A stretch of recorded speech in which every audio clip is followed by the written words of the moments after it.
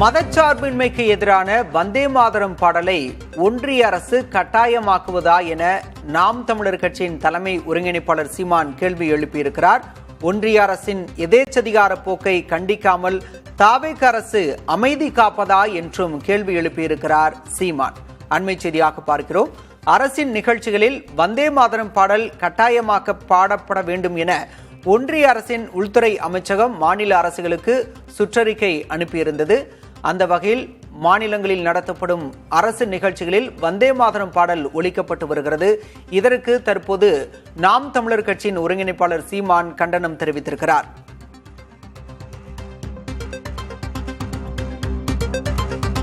அரசு நிகழ்ச்சிகளில் வந்தே மாதரம் பாடல் கட்டாயமாக பாடப்பட வேண்டும் என்ற ஒன்றிய அரசின் உத்தரவு அதிர்ச்சி அளிப்பதாக சீமான் குறிப்பிட்டிருக்கிறார். மதச்சார்பின்மையை அடிநாதமாக கொண்டு பன்மைத்துவத்தை நாட்டின் அடையாளமாக கொண்டு கட்டமைக்கப்பட்டிருக்கும் இந்திய நாட்டின் அரசியலமைப்பு சட்டத்துக்கு முற்றிலும் இது எதிரானது என்றும் சீமான் குறிப்பிட்டிருக்கிறார். இதை வன்மையாக எதிர்க்கிறேன், கண்டிக்கிறேன் என்றும் சீமான் தன்னுடைய சமூக வலைதள பதிவில் தெரிவித்திருக்கிறார்.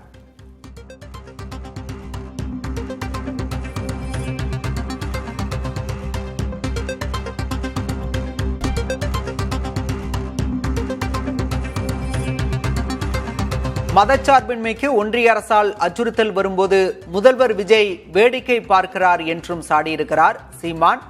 மதச்சார்பின்மைக்கு எதிரான வந்தே மாதரம் பாடலை ஒன்றிய அரசு கட்டாயமாக்குவதா என்று சீமான் கேள்வி எழுப்பியிருக்கிறார். இதனை கண்டிக்காமல் தாவேக அரசு அமைதி காப்பதாகவும் சாடியிருக்கிறார்.